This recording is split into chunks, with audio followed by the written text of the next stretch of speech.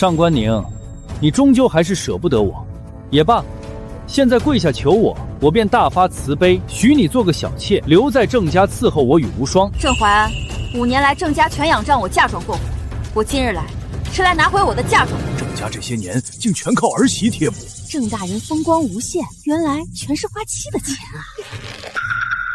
你胡说！我郑家从未花你1分钱，你这是故意污蔑！没错，上官宁，你休要胡言乱语，立马滚出去！5年间，我以嫁妆补贴郑家每一笔都在这里，桩桩件件，据实可查。原来是真的啊！郑家真是一毛不拔，吃穿用度都是儿媳妇出啊！撕了这胡编的东西！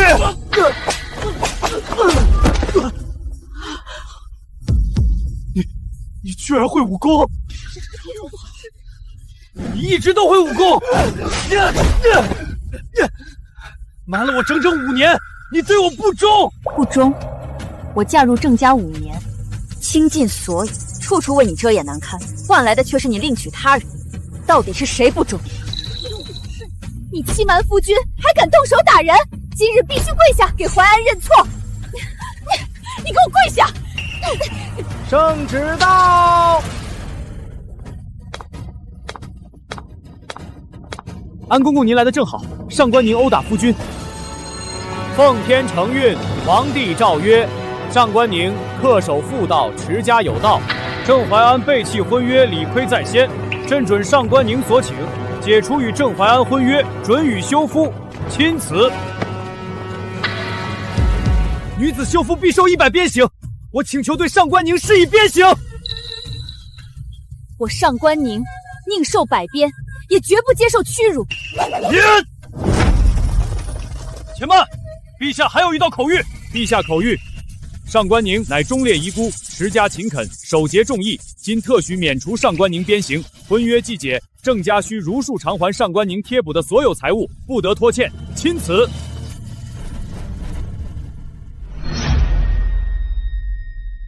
上官宁到底是什么来头？居然能让皇上破例违反律法？宁儿啊，之前都是误会，你快撤回休夫的决定，我们郑家既往不咎，以后你还是郑家的主母。宁儿，咱们都别闹了，快撤回休书，回来好好过日子，我会好好待你。想让我撤回决定，行啊，不过你们得答应我几个条件。什么条件？第一，你马上解除与燕无双的婚约；第二，你们母子2人当众跪下向我认错；第三，昭告天下，承认是你背信弃义，婚内不忠。做到这3点，我便考虑撤回休夫文书。你痴心妄想！我乃北京女将军，岂能被你随意羞辱？果然是本性难改。我不妨明着告诉你们，就算你们8抬大轿请我，我也绝不会回头。这苦海就留给你燕大将军好好消受。云雀，清点我的嫁妆，1件都不许落下。好的，小姐。欠我的债半年内必须还清，少1文，你们便是欺君之罪。半年？我们哪来这么多钱？那是你们的事。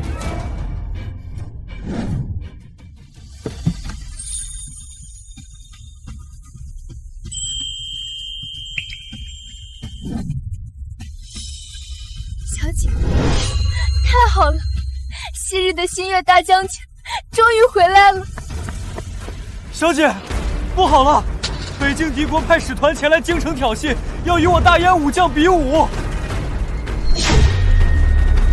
备马。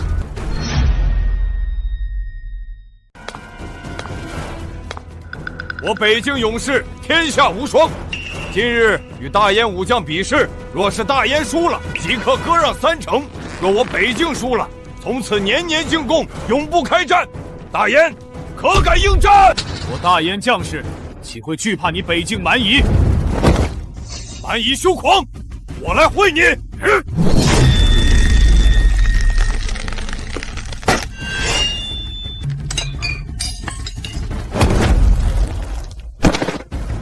哈哈哈哈哈！大燕就这等货色，简直不堪一击。淮安，你乃新晋功臣，曾征战北境，你出战，不要让朕失望。皇上放心，我一定为我大燕长脸。北境狂徒，我来擒你！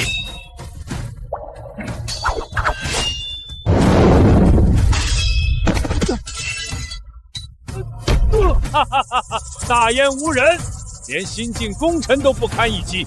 陛下，大燕输了，快在割地合约上盖章，否则我北境大军即刻南下，踏平你大燕京城。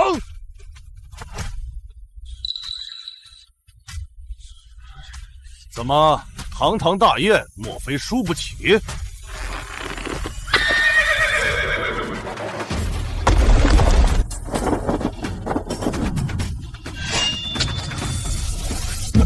难道就是退隐多年的星月大将军？他不是卸甲归田了吗？一定是他。那鬼煞面具是大燕战神的标志。当年北境敌人见了这面具，哪个不是吓得屁滚尿流？谁说我大燕无将？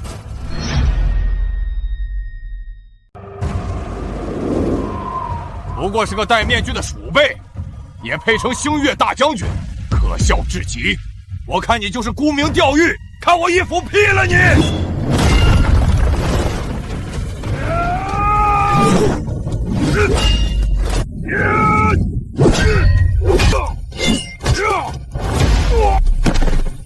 这怎么可能？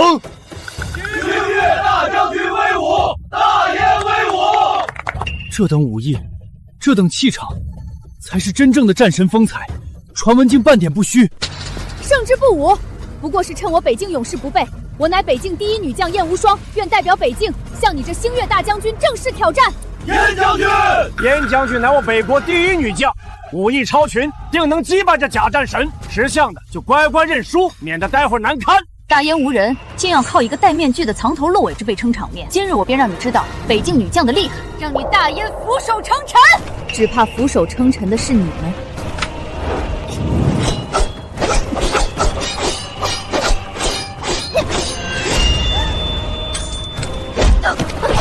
你辱我大燕，即刻跪地道歉，否则刀下无情。大将军饶命，我刚才语快，并非有意侮辱大燕。放开他！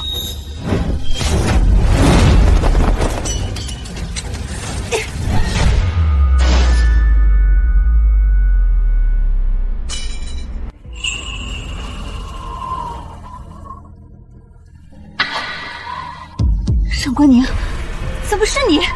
你是星月大将军！不可能，绝对不可能！明明就是个被我郑家弃掉的内宅妇人，怎么可能是威震北境的星月大将军？一定是假冒的。没错，星月大将军是大燕顶梁柱，怎会是无名孤女？陛下，此人冒充功臣，欺君罔上，恳请陛下立刻严惩。放肆！星月大将军上官宁是朕亲自册封的镇北战神，岂容你们二人肆意污蔑？郑怀安，你方才在众目睽睽之下偷袭星月大将军，你可知罪？陛下明鉴，臣只是救妻心切，一时情急失了分寸，绝非故意偷袭。陛下，上官宁刻意隐瞒自己星月大将军的身份，以孤女不依之名嫁入臣家，这是欺君之罪，求陛下为臣做主。陛下，臣妇并无欺君，当年老将军临终嘱托，臣卸甲之后才嫁入郑家。嫁入郑家时，臣已是布衣妇人，何来欺君之说？郑怀安，当年你还只是无名小卒，是星月大将军以自己的战功换你上战场的机会。若不是他，你哪来今日的功绩？你应该好好感谢他，而不是恩将仇报。皇上，原来郑大人的功名是靠前期求来的，忘恩负义到这个地步，真是丢尽了大燕官员的脸。哼，听说他之前还想休妻，真是有眼无珠。臣知罪，臣对不起星月大将军。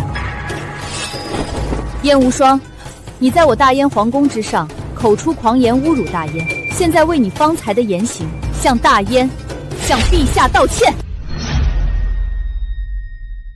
陛下明鉴，我代表北境出战，绝无侮辱大燕之意，只是想与星月将军切磋武艺。我既已嫁入大燕，便是大燕的人，对大燕忠心耿耿，天地可见。好一个忠心耿耿，好一场切磋武艺，在皇宫大殿出言不逊，竟也能被你说得如此清新脱俗。燕无双，你这颠倒黑白的本事，真是令人佩服。陛下息怒，皆是臣等管教不严，手下将领冒犯大燕天威，臣在此向陛下、向大燕赔罪。我们马上离去，绝不再多生事端。既然已知错，便速速退去。再敢挑衅，朕定不轻饶。朕宣布，星月大将军上官宁护国有功，即日起正式回归朝堂，重掌兵权，镇守我大燕疆域。陛下不可！根据我大燕律法，凡卸甲归田的将领想回归军队，必须重新通过军营严苛考核，方可入伍复职。大将军已隐退多年，不可直接复职。臣父复议，律法当前，人人平等，陛下不可因私情破例，否则难以服众。他们说的有道理，之前确实没有这样的想法。星月大将军刚刚为国立功，保住了大燕3座城池，这么大功劳，难道还不能破格吗？不管多大的功劳，规矩不能坏。陛下无需为难，臣乃大燕将领，自当遵守大燕律法。臣愿意接受军营所有考核，凭实力回归军队，重披战甲，恳请陛下恩准。好，朕准你所请。3日后在校场举行复职考核，望你不负战神之名。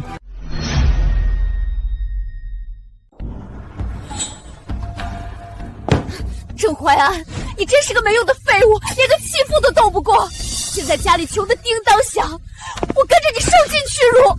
都怪上官宁那个贱人，毁了我们的庆功宴，还让我们在皇上面前丢尽颜面。我定要让他生不如死。消息还没输，他想重回军队，必须过考核关。我已经打通关系，这次的考核关就是你我2人。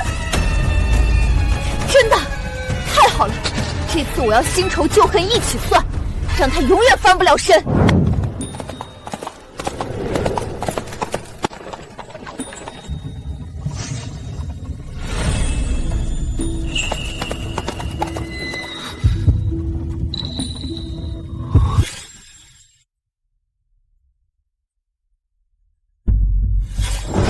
宁儿，真的是你，当年有缘无分，这一次我绝不会再错过你。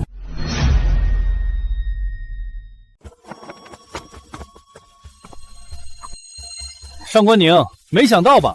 前几日皇上都是在演戏给百官看，如今皇上钦定我们为考核官，可见皇上依旧器重我们。皇上说了要严格把关，你想重回军队，恐怕没那么容易。今日考核，定让你知道厉害。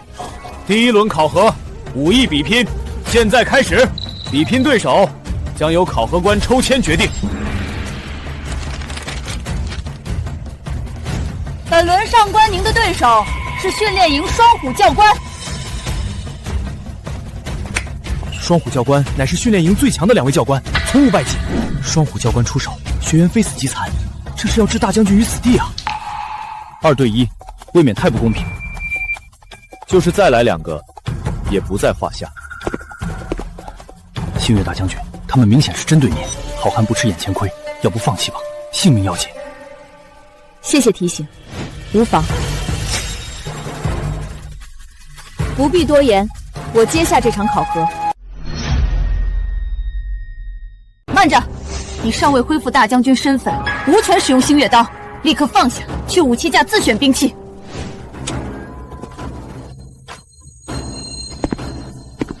完了，铁锤怕是有几百斤，别说女人，就是壮汉也根本拿不起来。这武器架被人动了手脚，少了不少武器。燕无双分明就是故意刁难。急什么？好戏才刚刚开始。上官宁，要么用短刃送死，要么拿不动铁锤直接淘汰。怎么怕了？时间已到，选不出来就算弃权。天哪！他居然举起了几百斤的重锤！这怎么可能？这么重的铁锤，别说他，就是我们兄弟俩要想拿住，也会很吃力。不可能，绝对不可能！你一定对武器做了手脚。这怎么可能？这铁锤有几百斤重，我让几个壮汉亲自运过来的，你怎么可能轻易举起来？你还真是有心了，特意为我劳民伤财运来这铁疙瘩。原来是故意针对星月大将军。给我闭嘴！快把铁锤给我，我要亲自检查，你肯定藏了猫腻。你等着，等我们查出你动手脚，一定禀报圣上。尽管检查，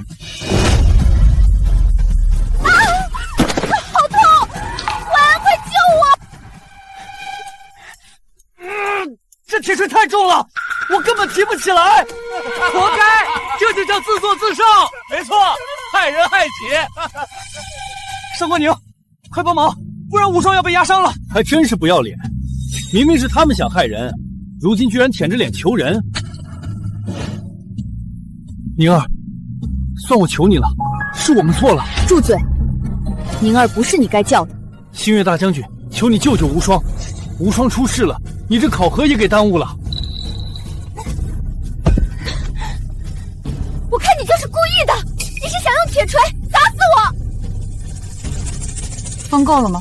快开始比武，别耽误了我的考核。你。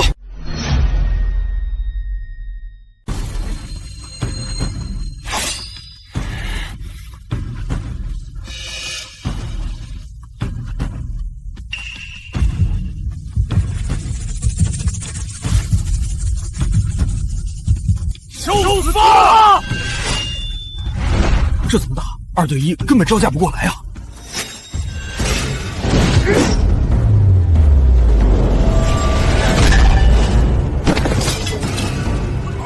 我要杀了你！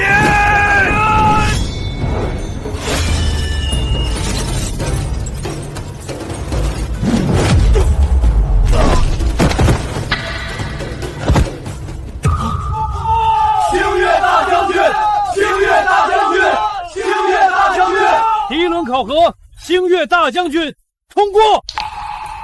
宁儿还是当年的模样，风采依旧，无人能及。本轮骑射考核，特邀大燕剑神与上官宁比试，2人各射3座箭靶，先射中3把者胜。这是大燕公认的剑神，剑无虚发，百步穿杨。上官宁能与剑神比试是你的荣幸，今日便让你知道什么叫真正的剑术。莫要说大话，他可是星月大将军。什么大将军在我剑神面前都不值一提。剑神从未败亡，100步之外能射中一只苍蝇。上官大将军擅长刀法，射箭本就非他所长，这次怕是要输了。考核开始。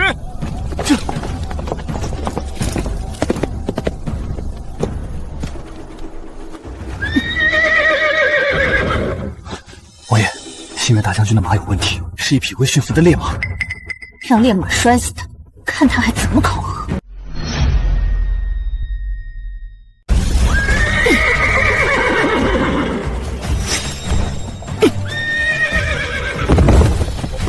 啊！星月大将军竟驯服了烈性野马，果然厉害。这都摔不死他。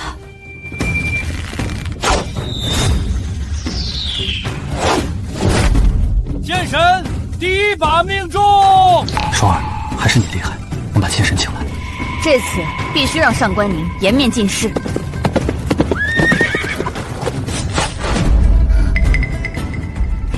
弓箭被动手脚了，这也太卑鄙了！大将军没有兵器，这局要输了。星月将军，接弓！多谢兄台。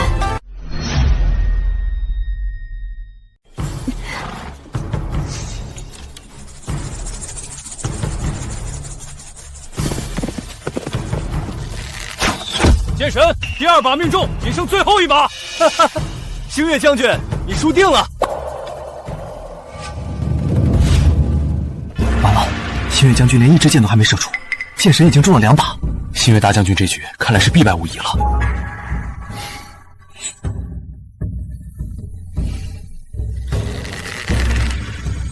星月将军难道想2支箭一起射吗？这根本不可能命中。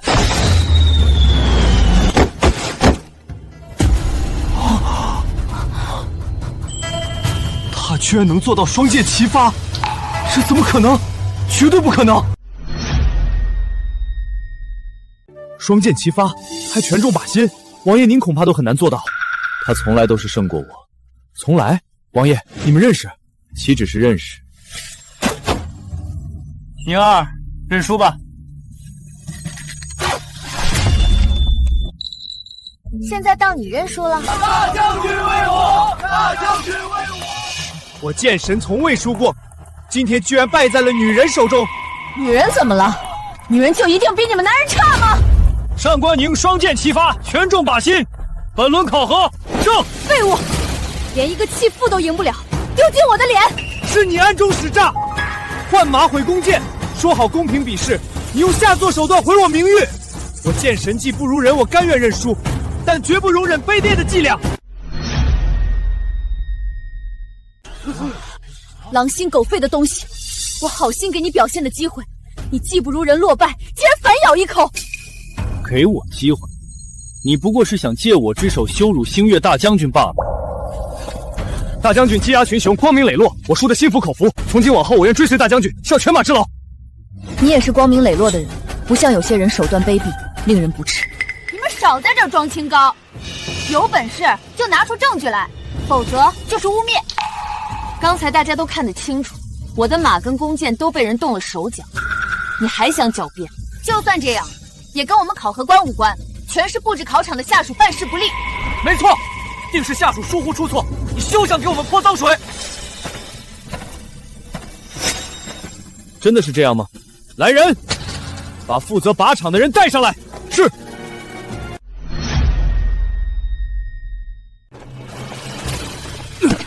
是谁指使你调换烈马，损毁弓箭，划破箭带？赶快如实交代。是燕考核官，是他逼我做的。他让我给星月将军换位驯服的烈马，还把弓箭弓弦弄断，箭篓扎破，否则就要让我丢掉职务。你敢血口喷人，我何时说过这话？小小的官吏居然敢污蔑朝廷的大将军！来人，把他拉出去杖打50大板！我没说谎，我没说谎，我有证人，靶场的3位同僚都听见了。敢胡言乱语，本将军撕烂你们的嘴！你们不用怕，据实说出实情。燕大人说，一定要让新月将军在考核中出丑，还说绝对不能让新月将军通过考核，否则就治我们的罪。没错，就是这样的。你现在还有什么话说？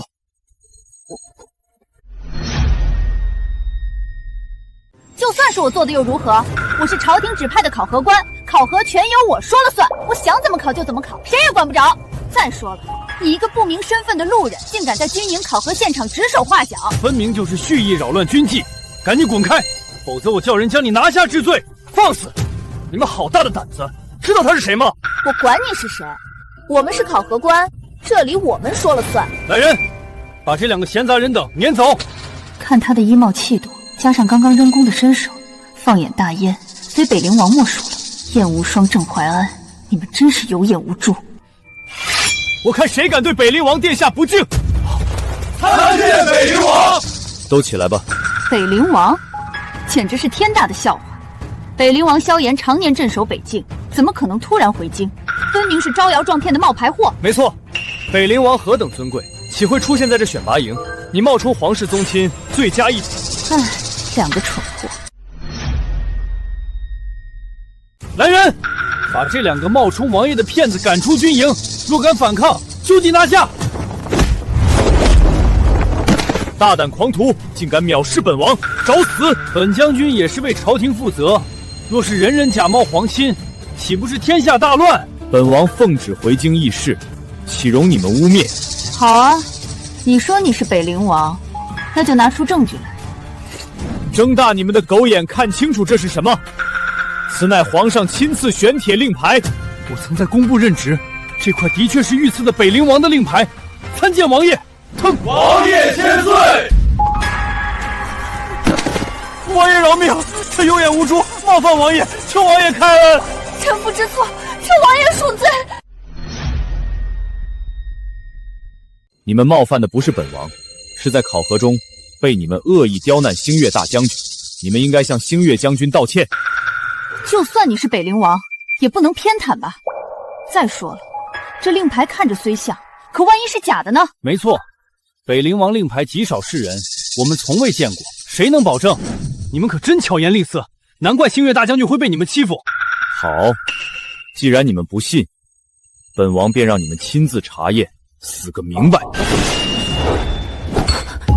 工艺精湛，还有皇上玉玺印记，绝无仿造可能。是真的，真的是御赐玄铁令牌。忤逆王爷，按照律法杖打50军棍。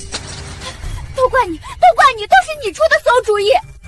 胡说，是你自己心胸狭隘，想报复上官宁。现在出事了，把责任全推给我。够了！看看你们的样子，哪有大燕将军的半分庄重？多谢王爷刚才出手相助，我看不必在他们身上浪费时间了。看来宁儿还没认出我，也罢，还是不要马上说破，免得尴尬。那就都听星月大将军的。我知道了，难怪北灵王处处护着你上官宁，原来你们俩早有奸情。你急着修复，就是为了跟北灵王私通。上官宁，你这个不守妇道的女人！好啊，这就护上了，看来是真的。你们少血口喷人！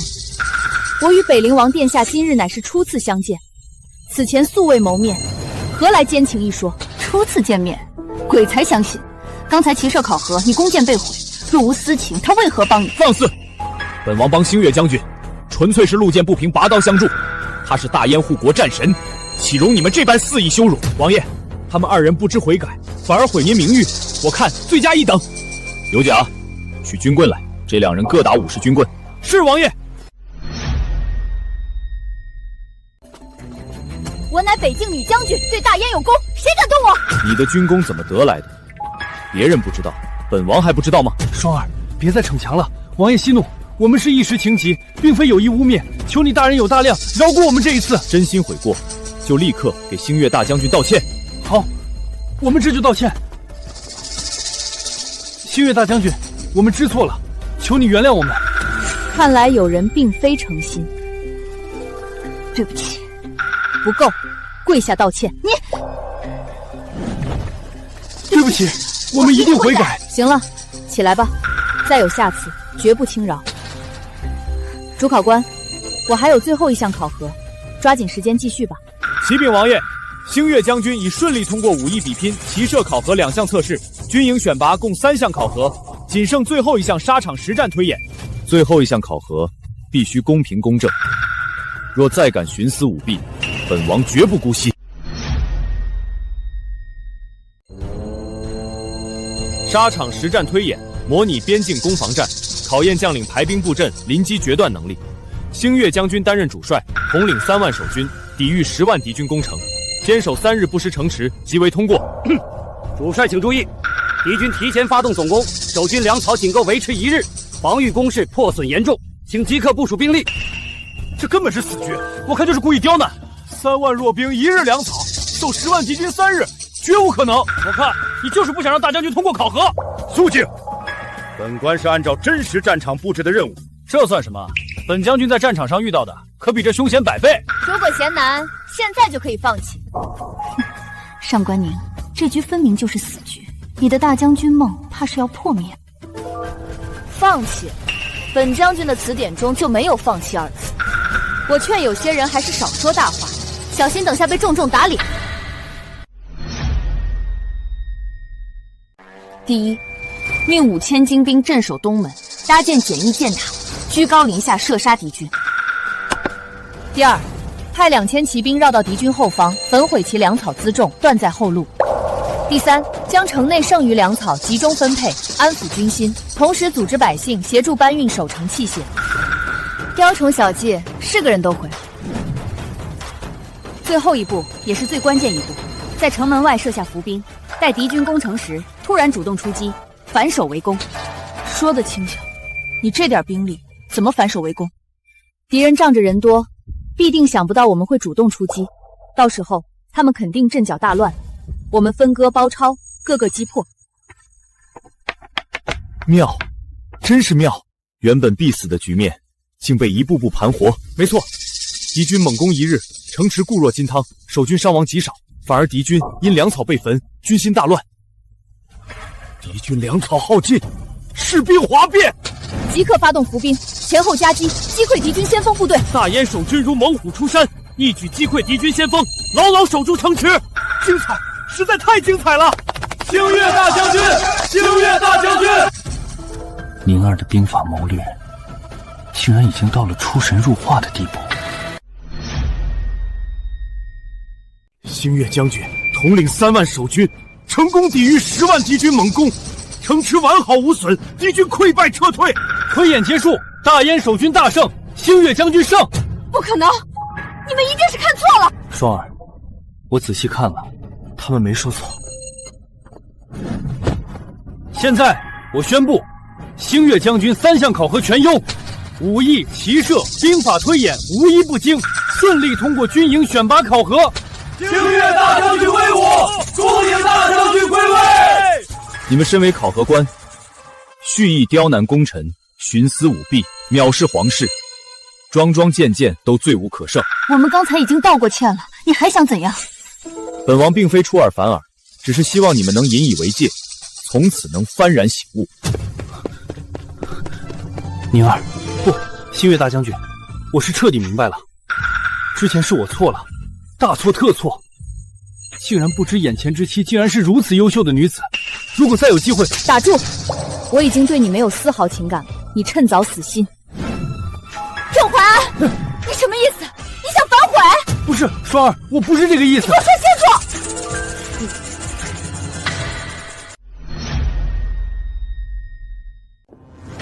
奉天承运，皇帝诏曰：星月大将军上官宁忠勇双全，考核优异，即刻恢复星月大将军之职，重掌10万兵权。钦此。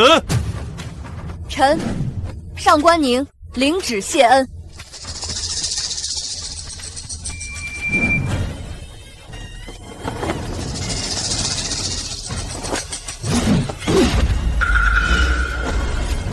参见星月大将军，大将军威武！等着吧，等我们再立战功，一定比他风光10倍。星月大将军，恭喜你复位，你可愿与我北境戍军并肩作战，共守大燕疆域？多谢王爷邀请，守护大燕疆土，我星月将军义不容辞。这么说你答应了？太好了！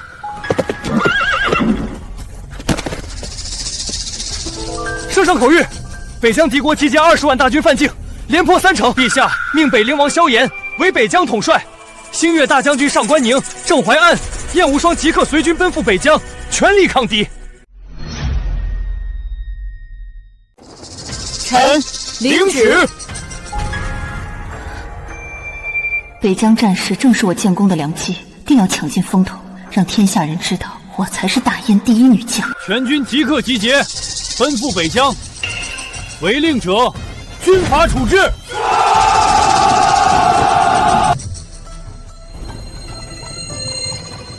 星月将军，到了北疆，你有什么打算？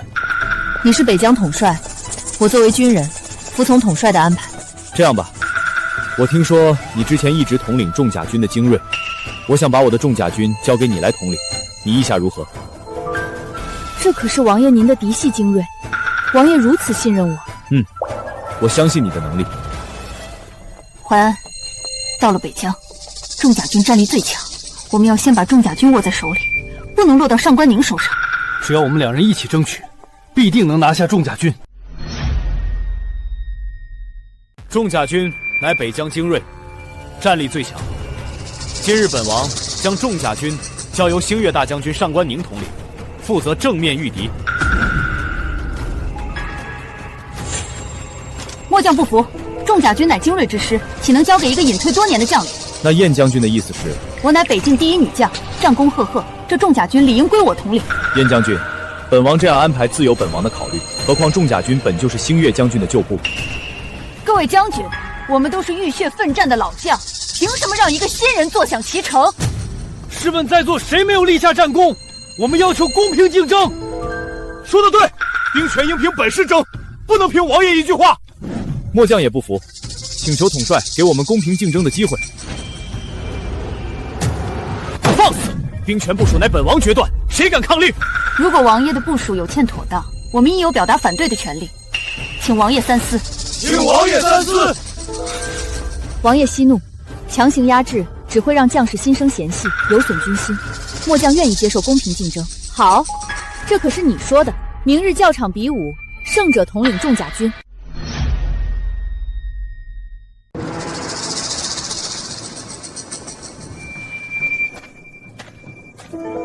比武以点到为止，胜者统领重甲军。上官宁，我让你3招，免得别人说我以强凌弱。不必，1招足以定胜负。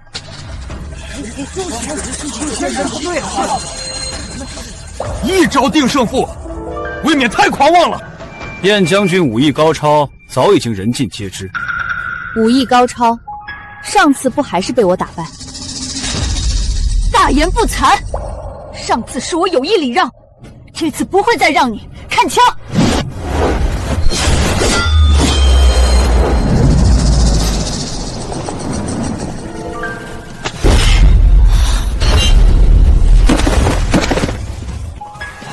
星月大将军威武，一招制敌，果然是战神。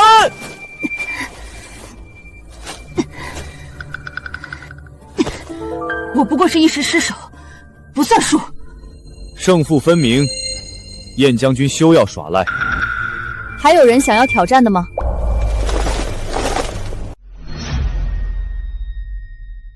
敌军主力猛攻虎头隘，此地悬崖峭壁，易守难攻，是北疆第一道防线。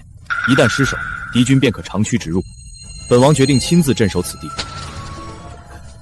统帅三思，虎头隘乃是最危险的阵地，您身为全军统帅，岂能以身犯险？星月大将军刚执掌重甲兵，正该借此机会历练，这险地理应交给他。末将附议，星月大将军威名远扬，定能守住虎头隘。统帅您应坐镇后方，统筹全局。燕将军所言极是，还请统帅应允。还请统帅应允。胡说！重甲兵身披厚重的护甲，行动较普通士兵迟缓，适合护卫队伍的大后方。虎头隘地形复杂，更应布置灵活机动的步兵。王爷，虎头隘乃北疆咽喉门户，十分重要。末将愿主动请缨，镇守此地，誓死不退。星月将军，此地凶险，敌军数倍于我，重甲兵行动不便。王爷，您带领重甲兵守护后方，我愿带领一队主力镇守虎头隘。你确定？末将有信心能击退敌军。上官宁，你还是那么爱出风头，我随便设个套你就往里钻。哼，燕无双，你利用军事大事来公报私仇，我上官宁绝不会让你计谋得逞。启禀大将军，王爷指派的1万精兵，如今只到了3000，拨给的兵器也十分破旧，粮草还短缺。到底怎么回事？小姐，我刚才查过，是燕无双在捣鬼。他以防线吃紧为由，私自将我们的精锐、粮草、军械全都调到他的侧翼阵地了。燕无双，没想到你竟然如此卑鄙，拿我大燕的命运当儿戏。这笔账我迟早跟你算。将军，3000士兵对抗敌军10万主力，这是必死之局。我们请求将军返回帅帐，向统帅禀明实情。来不及了，战事紧急，耽误一刻便多一分危险。兵不在多在勇，将不在强在谋。3000将士足矣。上官宁，3000老弱，看你怎么守虎头隘。这一次你必死无疑。等他战死，重甲军和战功就都是我们的了。没错，到时候北陵王也奈何不了我。将士们，跟敌人拼了！大燕无人，3000残兵也敢镇守隘口，速速投降，饶你们不死！敌军太多了，我们根本守不住。将军，我们撤吧，留得青山在，不怕没柴烧。将士们，身后就是大燕疆土，就是家乡父老父母妻儿。我们要是退了，他们就会流离失所，性命不保。我们必须挺住，大家随我冲锋，杀！誓死追随大将军，与虎头隘共存亡。上官宁快完了，要不要？不急，等拼得两败俱伤，我们再坐收渔利。虎头隘就要破了，为何还不支援？破了才好，正好让上官宁赔命。家国大事，你怎能拿来公报私仇？我就是要公报私仇。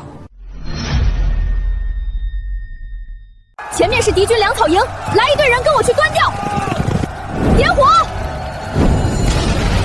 完了，我们的粮草被毁了。敌军已经乱了阵脚，将士们随我一鼓作气，击溃敌军。报，燕将军，星月大将军以3000残兵击溃敌军10万主力，大获全胜。你说什么？消息准确吗？小的亲眼所见。上官宁这样都整不死你，为什么？将军，此时发兵正好坐收渔利。全军集合，随我前往虎头隘抢收战功。无双，不能去，我们负责守护后防，不能擅离职守。战功当前，谁还管什么军令？出了事，后果不堪设想。看你懦弱的样子，等我全歼敌军主力，这头等功就是我的。到时候谁还敢看不起我们？怎会治我们的死罪的？你要是怕死，大可以不去。我们走。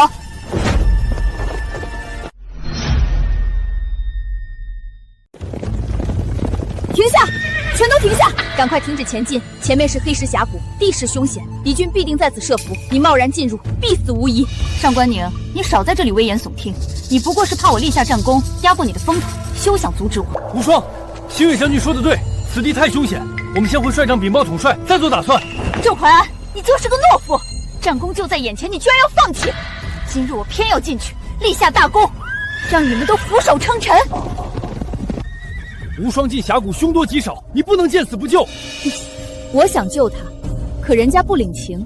上官宁，你现在命令你带兵跟我一起进去救人？命令我简直可笑。郑怀安，你到现在还这么自以为是，真以为我上官宁是任人摆布的内宅妇人？小姐，燕无双、郑怀安死不足惜，可是那5000多士兵要跟着他们陪葬，燕无双为了一己之私，害了多少人？小姐救吗？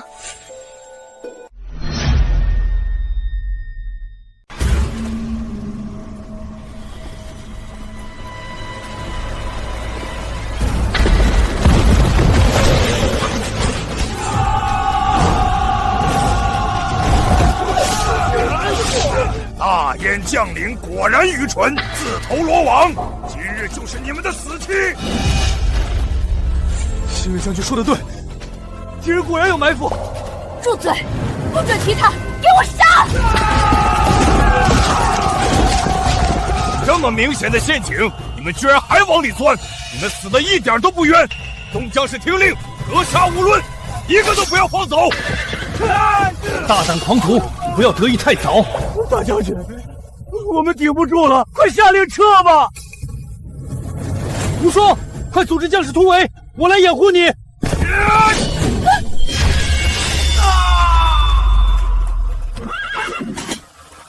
居然拉自己人当垫背，我都替你感到害臊。你们挡住！我去找增援！燕无双，你竟然抛弃我们独自逃跑，我看不起你！我们拼命厮杀，他居然独自逃跑，这种将领根本不配统领我们。燕无双，我为了你背叛宁儿，没想到你如此贪生怕死。燕无双，我真是瞎了眼。哼，这里便是大燕士兵的葬身之地，给我杀！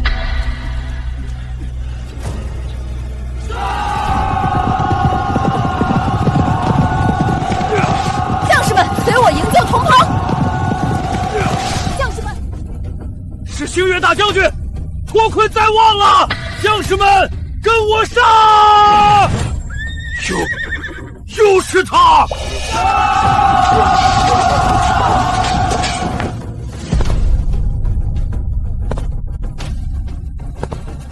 宁儿，我对不起你，之前是我错了，大错特错。你不是对不起我，是对不起大燕将士。大将军，我等有眼无珠，之前听信燕无双谗言，质疑大将军，求大将军治罪。从今往后，我等誓死效忠星月大将军，绝无二心。燕无双，你身为统帅，弃军逃生，你不配做将军。空有大将军之名，却是贪生怕死之辈。胡说！我没有跑，我是去找援兵去了。我们亲眼所见，你别想抵赖。放肆！我现在还是你们的大将军，你们竟敢如此跟我说话！燕无双，你违抗军令，贪功冒进，临阵脱逃，证据确凿，罪无可赦。燕无双，我之前错看了你，从今往后，你我恩断义绝，再无瓜葛。来啊，军法伺候！谁敢动我？我乃北境亲锋大将军，两国和平协议是我促成的。杀了我，北京必定撕毁盟约，大军即刻南下。大燕担得起这个后果吗？王爷，事到如今，我有要事坦白。西北大战，我是大燕将领，燕无双是北境将军，我们私下互换战报，互相假意让出一座城池，以此骗取战功。随后两国议和，全是基于这一谎言。这几个月我日日煎熬，追悔莫及。当初我受他蛊惑，一时糊涂犯下错事，我愧对大燕。郑怀安，你胡说八道，血口喷人！所有事都是你做的，跟我无关。他郑怀安还知道悔悟，你事到如今还想颠倒黑白，实在可悲。空口无凭，全是污蔑，我绝不承认。北京特使到。北境特使参见北陵王，参见星月大将军。此人之前是燕无双的贴身仆从，知晓他干的丑事。我北境已经将他冒领军功的事调查清楚，特将人带来作证。燕无双，你心狠手辣，利用我传递假战报，事成之后竟然想杀我灭口。刚刚郑将军所言句句如实，你与他暗中串通，骗取战功，伪造议和，全是你一手策划。是这样，你胡说，你们全都胡说。你说是他上官宁收买你，污蔑我，对不对？对不对？你说出来，我必定重赏你。你还想骗我？真当我是傻子吗？王爷、大将军，我说的句句是实话。我北境将士向来敬重星月大将军的战神威名，岂会做出此等下作之事？通敌叛国，欺瞒两国，铁证如山，容不得你抵赖。燕无双罪大恶极，请王爷严惩。你处心积虑算计星月将军，算计大燕，如今真相大白，还有何话可说？燕无双所作所为，按我北境律法，当凌迟处死。请王爷跟大将军准许我将他押回国受刑。王爷饶命！大将军饶命！千万不要把我送回北京，我回去必死无疑。星月大将军，我知道错了，我不该勾引郑淮安，不该破坏你们的婚姻，不该处处算计你。你大人不计小人过，放我一马。淮安，我怀了你的孩子，怀了郑家的骨肉，求你看在孩子的份上，求求星月大将军，求求王爷。星月将军，无双罪孽深重，死不足惜，可他腹中的孩子是无辜的，求你网开一面，留他一条性命，我愿代他受罚。星月将军，军中上下都服你，这件事该如何处置，全凭你一句话。我北境军民也都十分敬重星月大将军威名，燕无双是生是死，我们听从大将军的。燕无双，你通敌叛国，祸乱军心，残害同堂，本应死罪，但念及腹中胎儿无辜，我暂且饶你性命。谢谢，谢谢，我一定改，我一定改。但死罪可免，活罪难逃。即日起，革去你所有官职，贬为庶民。等你腹中孩子出生后，廷杖50，打入大牢，永远不得释放。上官宁，你公报私仇！住嘴！你本是死罪，星月大将军已经是格外开恩了。谨遵星月大将军吩咐，我北境皇帝说了，有星月大将军在，北境与大燕的和平协议依旧有效，永不毁约。星月大将军英明威武，实在是我大燕之幸。郑淮安，你通敌叛国，背信弃义，但念你主动坦白悔悟，可免除你的死罪，现革除你一切官职，杖责50。等你们孩子出生，跟燕无双一起打入大牢。多谢王爷，臣领罪。你们二人别是咎由自取，希望往后好自为之。来犯之敌已经被击退，此战我大燕大获全胜。王爷英明，星月大将军威武。大军休整3日，即刻凯旋回京。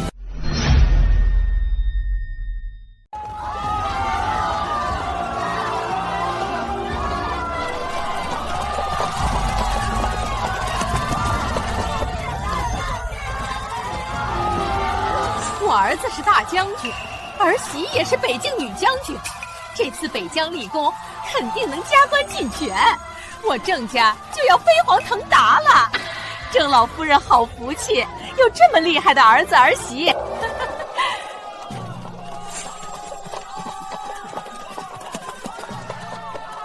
这女将军好神气，弃妇有什么可神气的？我儿子儿媳肯定比她强100倍。淮安，无双，这是怎么回事？你的将军服饰呢？封赏呢？娘，我们官职没了，功名也没了，10个月后还要被收监。怎么会这样？完了，完了！我们郑家算是彻底完了。不是说您儿子儿媳是大将军吗？怎么变成这副模样了？简直笑死人！娘。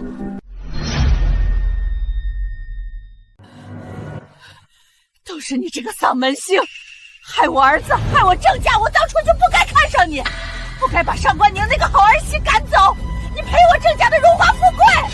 你还好意思说我？你这个势利眼的老钱婆！你居然侮辱婆母，以下犯上！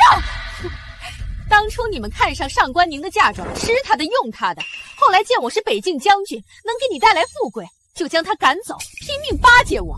你们才是真正的忘恩负义！你敢骂我，我撕烂你的嘴！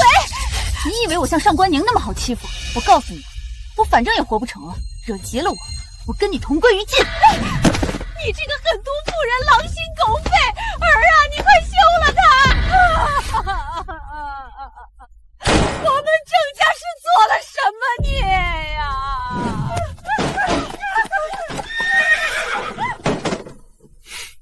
善有善报，恶有恶报，他们今天的下场都是他们活该。说来，我还得感谢燕无双，他的出现让我彻底看清了郑家的真实面目。你历经磨难，往后皆是坦途。走吧，皇上还等着我们复命呢。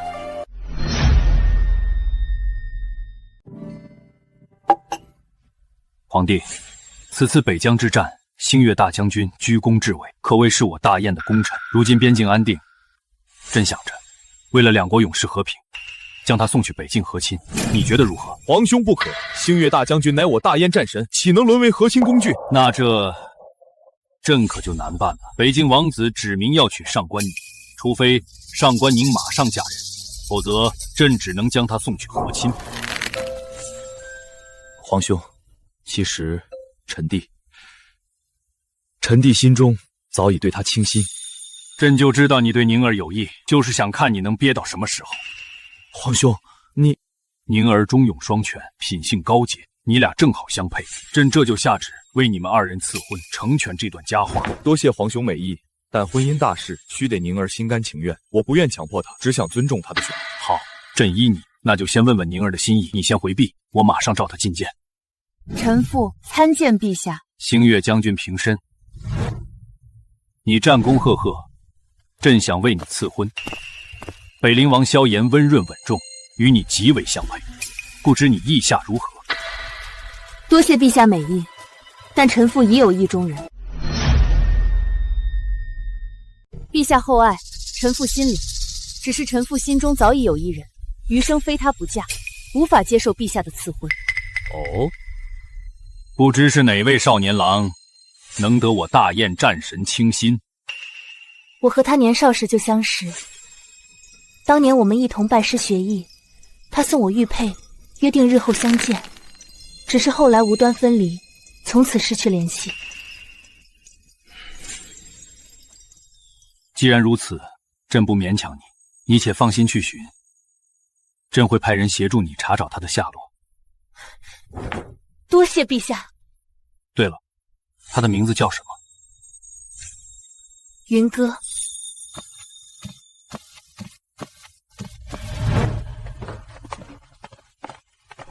宁儿，既然你心有所属，本王便不再打扰，祝你早日寻得心上人。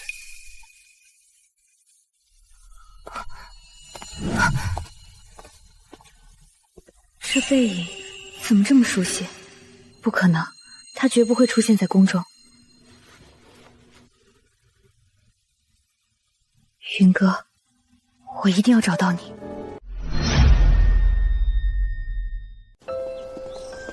时隔多年，我终于回来了。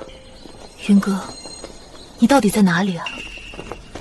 上官师姐回来了。什么上官师姐？是星月大将军。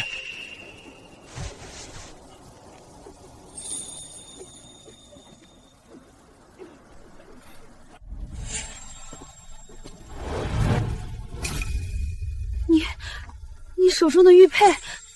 宁儿，皇兄跟我说了，我就是当年的云哥。